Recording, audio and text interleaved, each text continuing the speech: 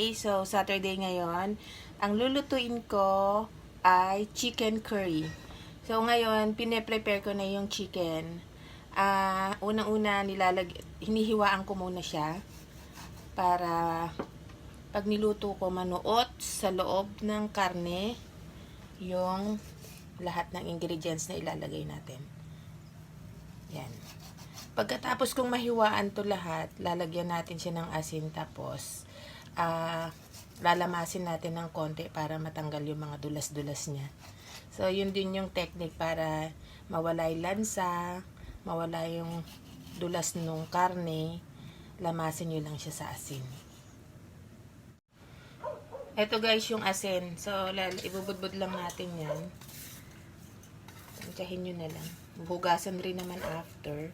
So, okay lang kung medyo marami. Tapos, lalamasin nyo lang siyang ganyan. Para matanggal yung dulas.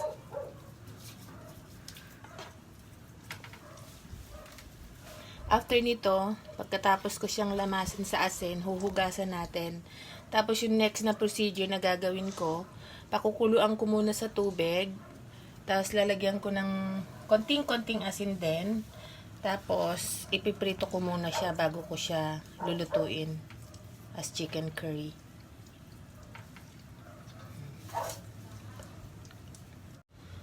So, ito guys, lagyan na natin, budbudan natin ng konting asin.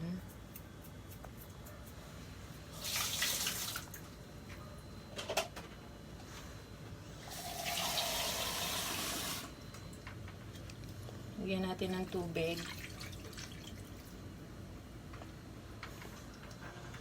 So, pag pinakulaan po natin to, hayaan nating maiga. Hanggang pag naiga na siya, that's the time na pwede na natin siyang iprito.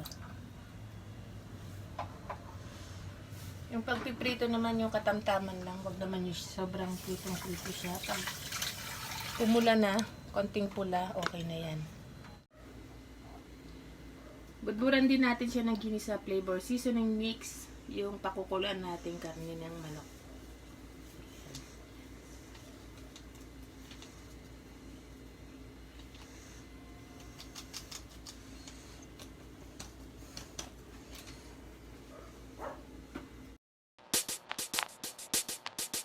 So guys, mag-uumpisa na tayong magsangkot siya, maggisa ng ating chicken curry.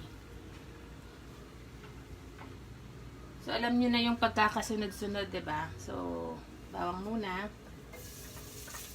Yung ginamit kong bawang dito, yung native, yung maliliit. So, mas mabango, mas masarap sa mga niluluto. Para sa akin lang yun, ha. Siyempre, iba-iba naman yan. Sa inyo, hindi ko alam kung ano yung native ba. Pero kahit naman yung yung mga malalaking bawang pwede rin.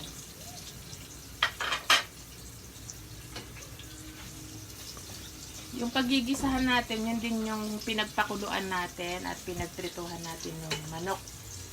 Para kasi syempre naiwan din yung ibang lasa. Para pag niluto na natin siya, nandun pa rin. So, nakikita niya medyo brown na siya kasi syempre yung mantikang pinagprituhan natin, yun din yung gagamitin natin para mag-isa. Sunod na natin yung sibuyas.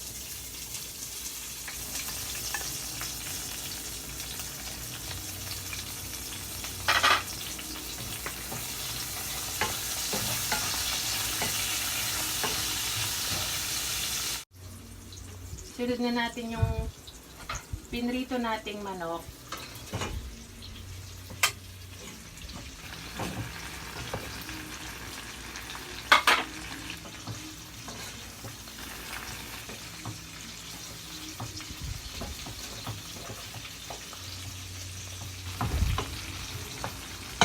Kanina meron akong set aside na sabaw ng pinagpakuluan ng manok. So ito yung chicken broth natin.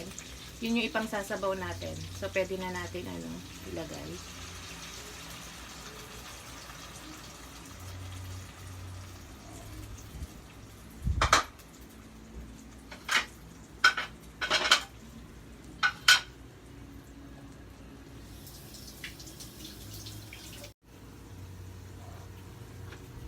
Isunod natin yung patis.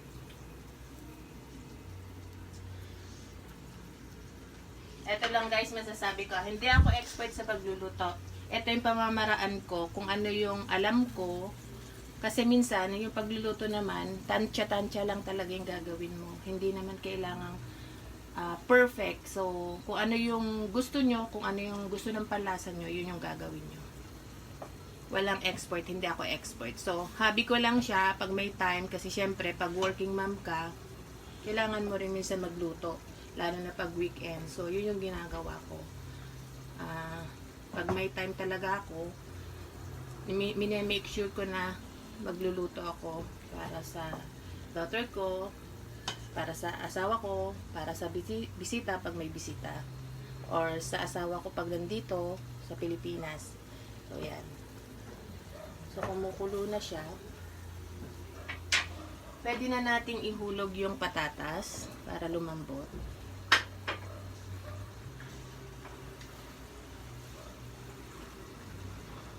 Sunod natin yung carrots.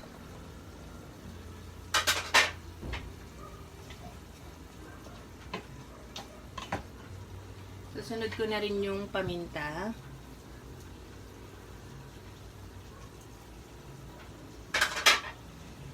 Yan. Hayaan lang natin lumambot yung patatas, yung carrots. Para mamaya, pwede na nating ihulog yung iba pang ingredients like yung gatas. Usually ang ginagamit ng iba, kakang gata or coconut milk. Pero since hindi ako nakabili ng coconut milk, ang gagamitin ko, Alaska Evap. So, not sponsored naman yung ginagamit ko dito ha. Ayun lang yung talagang binibili ko. Pati yung curry seasoning ko, from McCormick yun. The same thing, hindi siya sponsored. Yan. Kasi yun yung mga usually ginagamit ko na ingredients pag bumibili ako. Hindi naman sa brand yan. Depende sa inyo. Pero syempre ako yun yung ginagamit ko. Kumukulo na siya, diba? Pwede na natin ilagay yung chicken curry seasoning mix. So, ito, isang pack siya. Tatansyahin ko muna yung lasa. Ayoko naman yung mapasobra. Pero syempre may instruction naman dito for makikita kung gaano karami dapat ilagay. Pwede na rin natin isunod yung gatas para manuot yung lasa. Pwede natin lahat.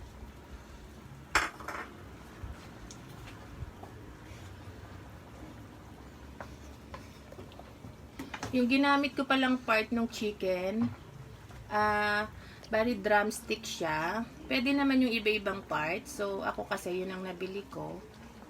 Parang mas gusto ko siyang gamitin para sa chicken curry. Depende sa inyo kung anong choice nyo. Kung anong trip actually. Kung anong trip nyo, kung anong part, pwede naman. So, yan.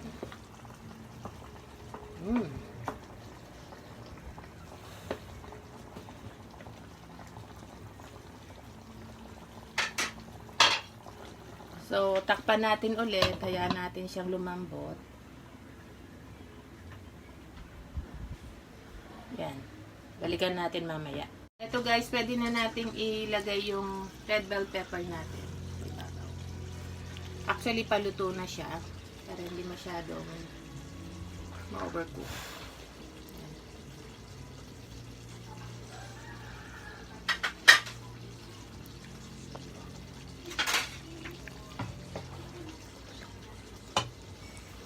Hintayin lang natin lumambot konti yung bell pepper.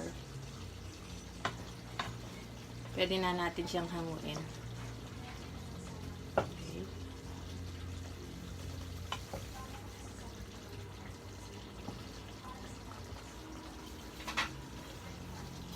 Takpan natin saglit.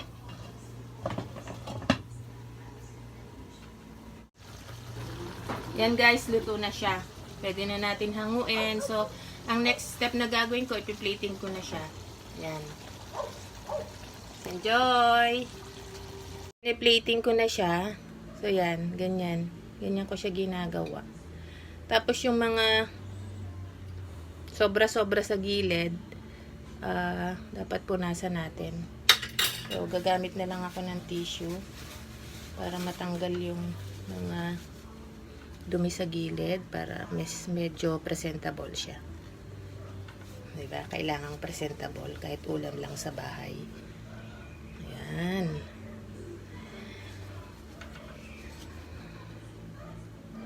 Ayan.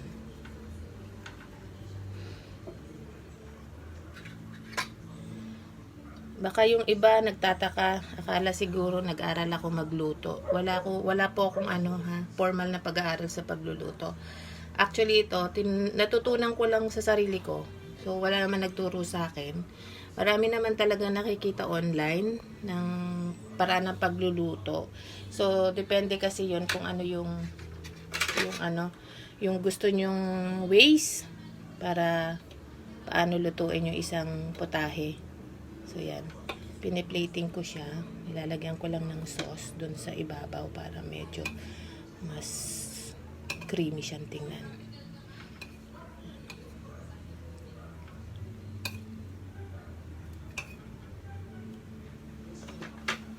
Halos patapos na tayo, guys. So, punasan ko lang yung iba dito.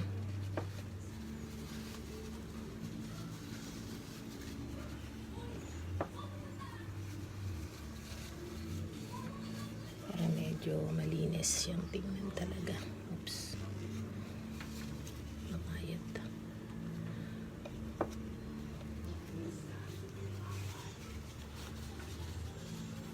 Ang dami pa dito sa side na ito. So yan, okay na. Huwag naman natin i-perfect masyado, hindi naman siya pang restaurant. Yan.